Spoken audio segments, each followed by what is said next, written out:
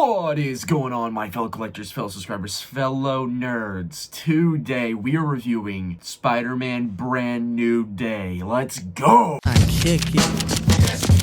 Can I kick it?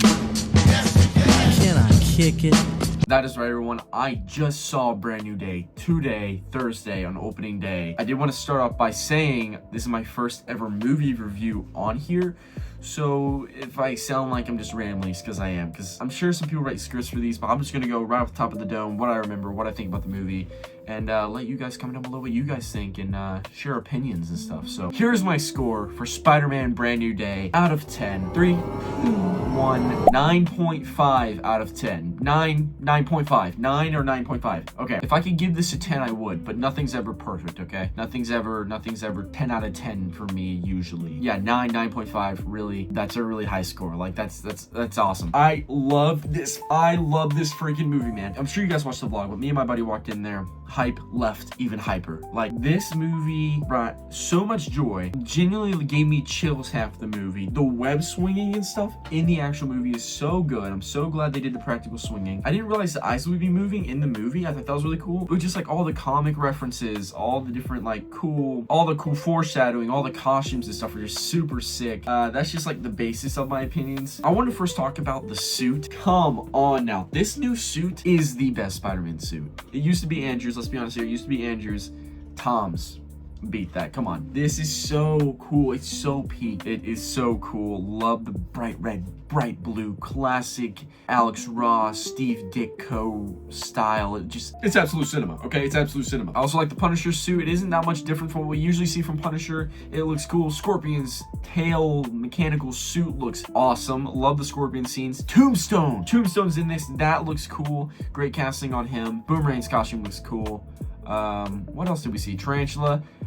I kind of like tarantulas. It's a little, I feel like they totally should have done like the goatee look. But yeah, the designs for the suits are amazing, and just the way they vibed out New York in this movie is really nice too. It is not actually in New York though. It is a replica made New York setting in Europe. It is not actually anywhere in New York, which I thought was really interesting, but really cool at the same time, because honestly, I couldn't tell. If you would have never told me that, I would have been like, oh, they shot that in New York. Now let's get down to the actual story. So it starts off with Peter Parker kind of giving us the rundown of the old speech he had on the letter and why he can't reveal his identity, and then it goes on showing us past events of Spider-Man and what he's done, what villains he's fought, what he's been doing for the city. Crime rates down, mood is up, New York is living it. And then he's talking to this officer lady. Low-key forget her name. It's only been my first watch, guys. Don't shoot me. And they're talking about like crime, and honestly I was like, does she know who Spider-Man is? I mean, nobody knows who Spider-Man is anymore. Did he like give her his identity? But then eventually she goes, I don't even know you, whatever. So that summed up that for me. There's a tank being let loose downtown. He goes and fights it. We meet a Punisher. Amazing dialogue throughout this whole movie of Punisher and Spider-Man. I think it's just so funny the way they bond. Jon Bernthal and Tom Holland have been working together for a while, and I really think it shows on the screen. It's really, really cool the way they talk and stuff and banter around. But yeah, he fights the tank. Turns out it's an old woman inside, and figures out that the person is jumping from body to body through the mind. Pretty cool. The rest of the movie, this mystery person is tormenting Spider-Man because Spider-Man is trying to get in the way of this. While all this is happening, Peter Parker is going through like a midlife crisis, man. He is like, boom, boom, boom, boom. He's going through a midlife crisis because Mary Jane and Ned have no idea who he is, and he finds out that Mary Jane has a new boyfriend, which sends him off the rails. Also, keep in mind, this has been like 5 years. He finds out MJ has a new boyfriend. He goes for a nighttime swing, and his arachnid side of his powers start going crazy. Apparently all the stress he was having was causing an evolution with his powers, because after all this he gets organic webbing, and he can't use the web shooters with the organic webbing, which I find really interesting and cool. But it also gives him crazy headaches, and it makes his senses go wild. But it also like doubles up his strength when he goes really, really crazy and his eyes go black. That's so cool. I love the way they portrayed it. I really thought they were going Man-Spider for a while. I'm not gonna lie. I was one of the people that actually like, oh, if they go Man-Spider, it's actually pretty cool. Anyways, after that, he's trying to figure out his webs. He gets like disgusted by his webs, which I find so hilarious. He makes this line where he's like, Peter 2 had him. It looked easy or whatever it was. But after that, he fights Scorpion and pretty much goes ham on Scorpion, tosses him around like a rag doll, going ballistic. Throughout the movie, it's just him trying to figure out how to control this dark side, he calls it, of his powers. And that leads him to go to Bruce Banner, who has his apparatus on his arm to control his monster side of his powers. So he was going to Bruce Banner to figure out how to control his side. But Bruce Banner is kind of just like, how do you know which side is good and which side is bad? And what if it's needed? That was fire. And it really, I think it made Peter think, because he was like, huh. He actually considered that for a second, but ignored it. He started working on the apparatus. It was like, it reminded me of the thing that Otto Octavius had on his neck. And it keeps overheating, so it doesn't end up working for a while. His headaches are getting worse. His powers are getting more aggressive. And again, while this is happening, the mystery character is messing with him, jumping through people, tormenting him, trying to get inside his head. As this mystery person is trying to get in Spider-Man's head, it brings up MJ and how he's going to find MJ and all that. And Peter, of course, not gonna let that happen, races this mystery person to find MJ. He finds MJ, convinces her to go with him. They swing off, and apparently that was not MJ. That was already mind controlled, or possessed, as they called it in the movie, MJ.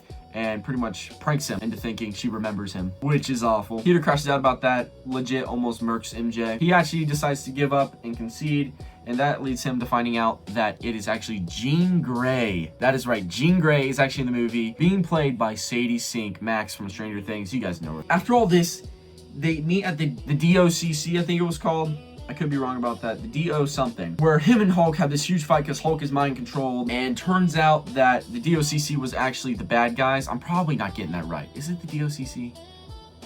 I'm going to keep rolling with it. Turns out DOCC is actually the bad guys because Jean Grey was just trying to save her sister. By the way, guys, I'm just trying to speed through the story because I just want to get to an actual review. Jean Grey is just trying to get her sister. And Peter, soon enough, through some conversations with MJ and stuff, figures that out.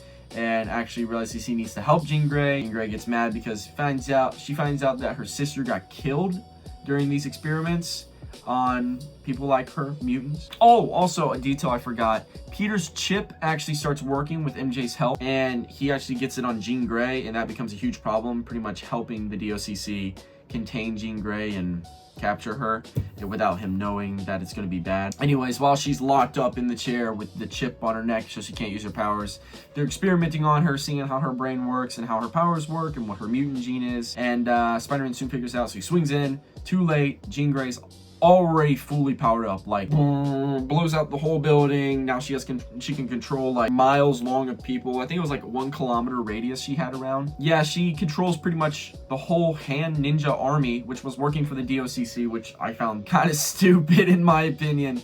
I was so hoping Daredevil was gonna be in this, but he wasn't. Yeah, but she ends up controlling the whole army, planning to attack Spider-Man, and is pretty much making Spider-Man have no choice but to activate his actual Spider-Man powers without the chip. And then he figures out how to control them after a long conversation with her about, are you Spider-Man or are you Peter Parker? And then he does the tough line, I'm both. And then just proceeds to absolutely annihilate the whole hand ninja army with his new web technique he just pulled out of nowhere.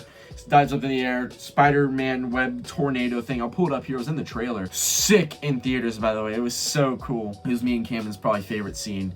After all that, he goes to try to talk to Jean Grey. Jean Grey finally gets in his head, but actually ends up making her regret her decisions and apologize. But it's too late because Punisher's already got a sniper down range, really far away, trying to shoot Jean Grey because, you know, eliminate the problem no more. Bullet goes off. Peter's spider senses, since they've been enhanced, can sense the bullet from miles away. He grabs Jean Grey, turns around, boom. Bro gets shot right in the back, bleeds out, and we think Peter's cooked. Peter's dead. Dunzo. We're done. We're never seeing him again. He goes to the hospital. New York gathers together to pray for Spider-Man, which I think is so cool. Reminds me of the Sam Raimi stuff where they had the parade for him. And Jean Grey actually kept Spider-Man alive through the mind control stuff. It was helping him heal and keep him alive. And there was this funny bit where Punisher helps him get out. He puts on the Spider-Man mask and gloves and starts acting like he's Spider-Man out the window to distract the crowd so Peter can get out without being noticed, which I thought was so funny. Yeah, and then towards the end, it's just him figuring out that he doesn't actually have to be Spider-Man all the time, and he realizes the cops can honestly handle some things like a bank robbery. And then at the end, he runs into Ned in the shop he always goes to buy the flowers. And this scene, I predicted this scene. Genuinely, I was talking to Cam. We were learning that handshake, if you guys saw in the video, the Peter handshake, the handshake, boom, boom, boom, fist bump thing. Ned and Peter's handshake, we were learning it. I was like, what if like Ned's muscle memory kicks in and like that's how he remembers? Legit, that's what happened. I was sitting there, I was like, that's how Ned's memory kicked in. He literally shook Peter's hand and they started going at it. The whole handshake, whole rigmarole. I can't believe that's what it took for him to remember. And I want to say Mary Jane actually remembers now too, because she went to the school rooftop where they always used to hang out and they loved, and she was rubbing her necklace and kind of like tearing up. I think she remembers too now. That is the main movie, and then the end credits scene, it is the Spider-Man app going crazy from the movie that Ned created. It's the Spider-Man app going crazy, and it is saying that there's another Spider-Man sighting, or Spider-Man, all the way out in space. I'm willing to bet this is hinting at Doomsday for something. Probably going to be Tobey Maguire in the Doomsday movie. I'm guessing there's rumors that he's going to be in the comic accurate Iron Spider suit. That is the whole movie. I love the story on how Peter is genuinely struggling. He is struggling to keep it all together and try to regain his old life and just figuring out if he should be Spider-Man full-time or leave room for Peter Parker in his life. And actually, most of this movie, he has the mask on. I realized that throughout. I was like, wait a minute. When's the last time I actually saw Peter's face? Like, he kept it on with Yelena Belova. She's in this movie, by the way. Thunderbolts, New Avengers, Yelena Belova. They have this really funny scene where he has to take off all his clothes and get in her office, which is a hot tub pool sauna thing. The Hulk scene. I know I didn't talk about much through the story. I was just trying to get through it. The Hulk scene is genuinely so cool. The way it went from Smart Hulk to actual full-on Hulk, and Bruce was struggling to, like, keep it together and keep Hulk back. So cool. And we got Savage Hulk back. He was angry, man. He was fuming. There's a lot of good funny scenes in here where there's a scene where it's Punisher arguing with Spider-Man. He's on top of the boat. You guys watch the movie and see it, but they're arguing. They're like, MJ, what do you think? And she goes, I just want to go home. Movie of the year for me. Like, I love Spider-Man so much, and I'm so glad I got to experience this in my lifetime. Great movie. I don't know where I'd rank it in the Spider-Mans yet. I would have to rewatch. I've rewatched them so many times, but it's just hard to rank one over the other. I still hold the Andrew Garfield movies deep to my heart. I love the Andrew Garfield movies. I just honestly don't know where I'd place them. I'll probably do a ranking later on. I get a laptop here soon, so it'll be easier. Comment down below what you guys think of this movie. I give it a 9.5 out of 10. Give me your rating down below, what you guys thought. But either way, I loved it, and I hope you guys love it, and I hope you like my review and my overview of it. I'll try to get better at these movie reviews. I just wanted to try and ramble and just go up the top of my head for this one. I think when I get a laptop, I'm going to try to write a script and plot points I want to hit. But that is my review for Spider-Man Brand New Day. Hope you guys enjoyed. Please comment, like, and subscribe. Don't forget that one. Come on. And I'll see you guys next time. Peace!